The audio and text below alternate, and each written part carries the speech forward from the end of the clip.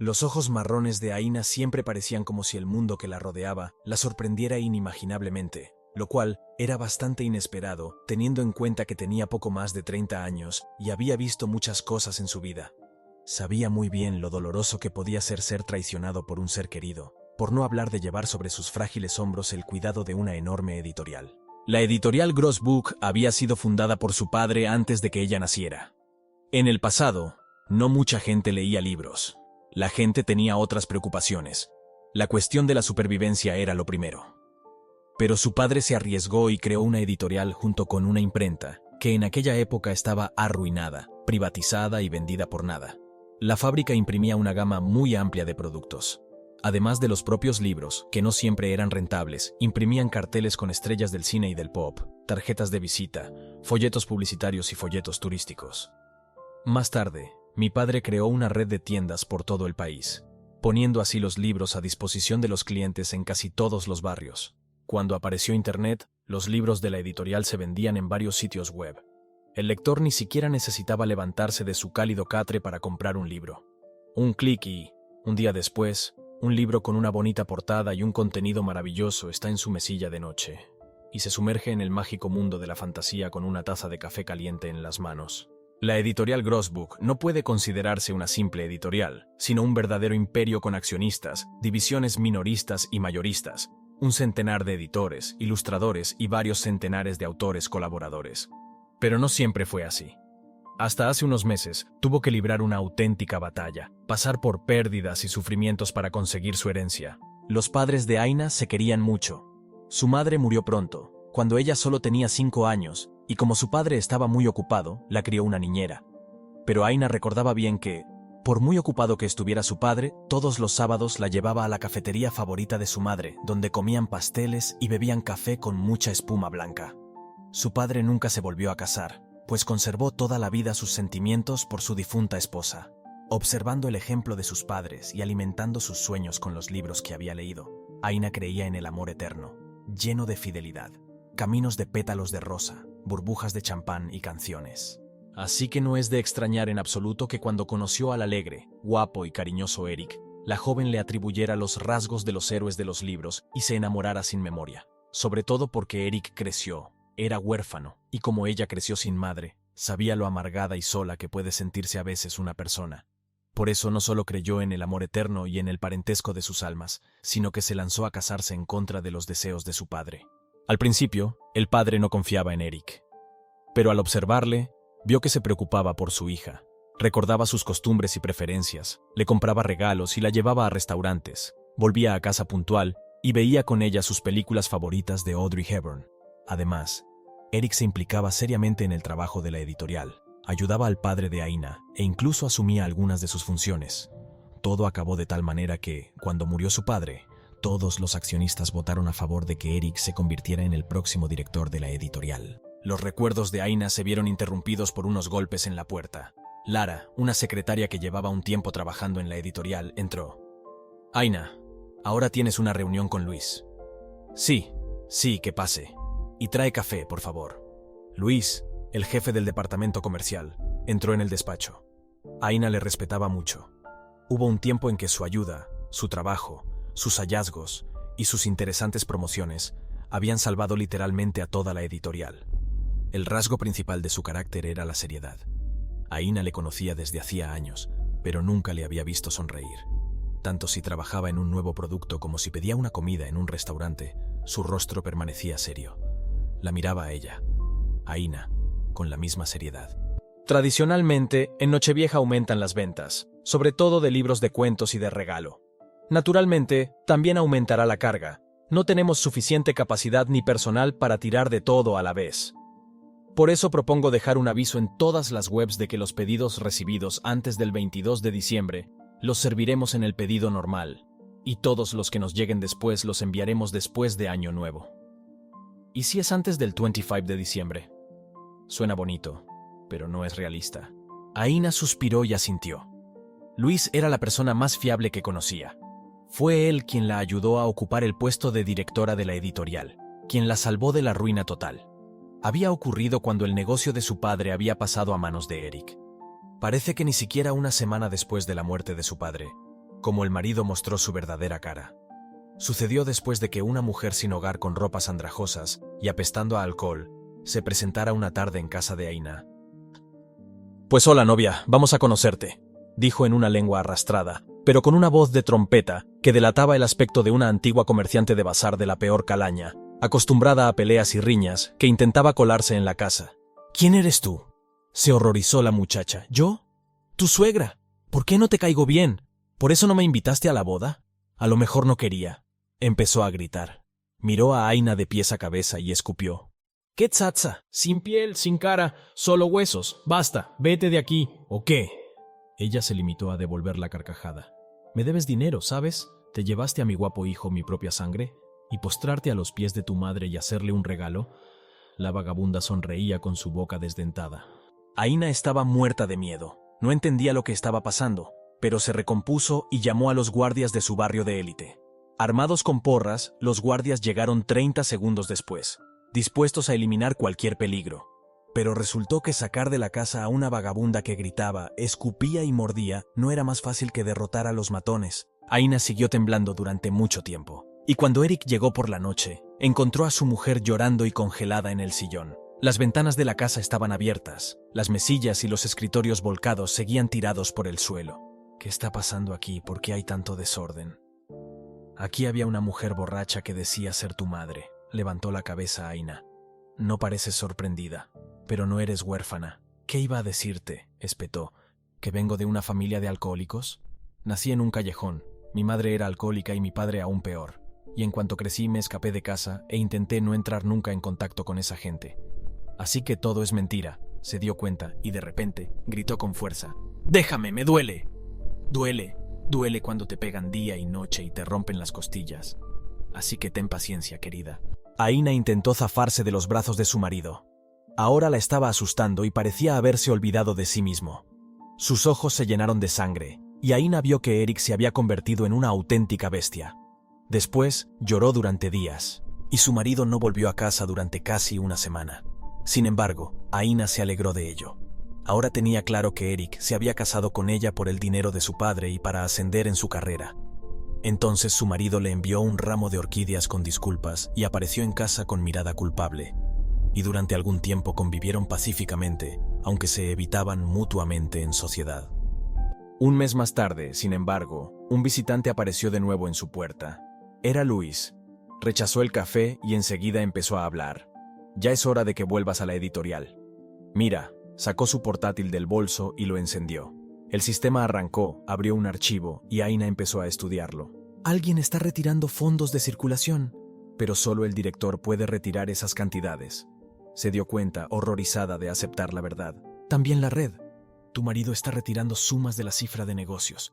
Y si sigue así, en 6 meses estaremos arruinados». «¿Pero por qué iba a hacer eso?». Aina miró los serios ojos grises de Luis, que guardó silencio unos segundos, y luego, eligiendo las palabras más suaves, dijo: «Creo que no piensa vivir feliz para siempre contigo. Perdóname, pero hay rumores de que tu marido tiene una aventura con su secretaria». «¿Rusalina?». «Sí. No hay pruebas serias, por supuesto, pero ya sabes». «Si empiezas a hablar así por algo será», continuó. Pronto Luis se marchó, y la mujer se quedó sola con sus pensamientos. Estaba tan mareada por la noticia que sentía náuseas. Se tumbó en el sofá del despacho de su padre y se preguntó qué hacer a continuación. «Lo siento, papá, lo siento», susurró mirando la foto de su padre que había sobre el escritorio. Se dio cuenta de que era inútil discutir la situación con su marido en casa. Él seguiría mintiendo o se pondría agresivo y no se sabía cómo acabaría. Así que decidió ir mañana a la oficina. Con este plan se quedó dormida en el sofá y no se despertó hasta por la mañana. Se encontraron en la cocina. Él bebió café, ella se sirvió un zumo. Luego se duchó, se maquilló y se puso un traje de negocios. «¿A dónde vas así?», se preguntó él. «A la oficina. Creo que es hora de volver al trabajo. ¿Estás diciendo que no puedo hacer mi trabajo sola?». «Yo no he dicho eso». «Si no has dicho eso», se acercó a ella y continuó con un tono amenazador en la voz. «Entonces quédate en casa y ocúpate de los asuntos de mujer». «No». Aina lo miró a los ojos y replicó: «Esto es cosa de mi padre y no me quedaré de brazos cruzados hasta que...». «¿Hasta qué?». Tiró de ella hacia él. «Suéltame». «Lo que tú digas», dijo él, y la empujó con fuerza. Ella cayó y sintió un dolor insoportablemente agudo en el estómago, como si la hubieran apuñalado con algo afilado. Eric miró con desdén a su mujer, sonrió satisfecho, pasó junto a su cuerpo agachado y silbando una canción, salió de la casa. Ella siguió allí tumbada hasta que perdió el conocimiento unos minutos después. Luis la encontró. Por la mañana acordaron verse en la entrada de la oficina, y cuando ella no apareció y no contestó a sus llamadas telefónicas, él se asustó seriamente. Conocía a Aina desde hacía mucho tiempo. Llevaba dando vueltas en el mundo editorial desde que era una niña. Cuando Luis había empezado a trabajar con 22 años, ella tenía unos 17. Recordaba que ya entonces le había sorprendido que una chica que aún no había terminado el bachillerato conociera bien el proceso editorial. Fue la adolescente quien le sugirió que empezara a comerciar por internet. Y aunque el padre aún no estaba preparado para este paso, Luis apoyó la idea.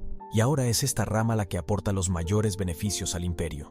Al encontrar a la mujer inconsciente en el suelo, Luis llamó a una ambulancia. Y antes de que Aina supiera que estaba embarazada y que había perdido el bebé, volvió en sí en la sala VIP del hospital. Y fue Luis quien tuvo que decirle que había perdido al bebé. Como él esperaba, ella se quedó en shock. Lloró durante mucho tiempo, y él le acarició el pelo castaño sin saber cómo consolarla. Vino a verla unos días, le llevó flores, yogures y fruta, le leyó los nuevos libros de la editorial, y luego volvió al trabajo como si estuviera en primera línea para luchar por su imperio. Mi marido apareció 5 días después. ¿Ves a lo que conduce tu comportamiento? Si fueras una mujer normal, no habrías perdido a mi hijo. Eric no tardó en arremeter contra su mujer. Ella sonrió amargamente para sí, pero no volvió la cabeza en su dirección, mirando por la ventana. Al ver que ella no reaccionaba de ninguna manera, él continuó. Creo que, en cuanto te den el alta, deberías irte de vacaciones a algún lugar del extranjero. El aire del mar te sentará bien. Aina no volvió a la oficina, siguió el consejo y 2 días después voló a un país cálido, despidiéndose de su marido. Sin embargo, una limpiadora anciana, Marja, medio encorvada, cojeando, con un maquillaje miserable y siempre embadurnado en la cara, empezó a trabajar en la editorial. Día tras día recorría los pasillos cojeando, tirando de un carrito de productos de limpieza, fregando el suelo entre los escritorios, recogiendo documentos desperdigados y escuchando las conversaciones de la oficina. Con el tiempo, se acostumbraron tanto a ella que ni siquiera se fijaron en ella. Tampoco Eric. De hecho, no prestaba mucha atención a nadie, salvo que la fría y bella Ruslina que coqueteaba y coqueteaba y coqueteaba con él tenía algún significado para él. Cuando volvió a llevarla a comer, la señora de la limpieza se apresuró a entrar en su despacho para limpiar. La puerta se cerró tras Eric y en ese momento, con paso sorprendentemente ligero, la anciana saltó sobre la mesa, aparentemente para quitar el polvo de la lámpara de araña. En realidad, había colocado la cámara que Luis le había proporcionado, con la ayuda de los chicos de seguridad de la editorial. Era miércoles. A las 10 de la tarde, los grandes accionistas llegaron a la reunión. Estaban preocupados por el desplome de los ingresos. No, aseguró Eric al respetable. Es solo un bajón estacional. Suele ocurrir, además, hemos lanzado varios proyectos nuevos, y eso siempre requiere fondos adicionales para el desarrollo. En ese momento, el proyector se encendió de repente y apareció un vídeo en la pantalla colgada en la pared, que mostraba al jefe divirtiéndose con Ruslina sobre la mesa del despacho, armando un lío inimaginable. ¿Qué clase de película es esta?, observaron estupefactos los accionistas. ¿Has convertido la editorial en un burdel? ¿Por eso ocupaste la silla de director? Pero no fue eso lo que sorprendió a los hombres macizos, sino una frase que pronunció Eric, lo que les hizo entrar en auténtica cólera y conmoción. ¿Sabes, cariño?, le dice Eric a su secretaria en el vídeo.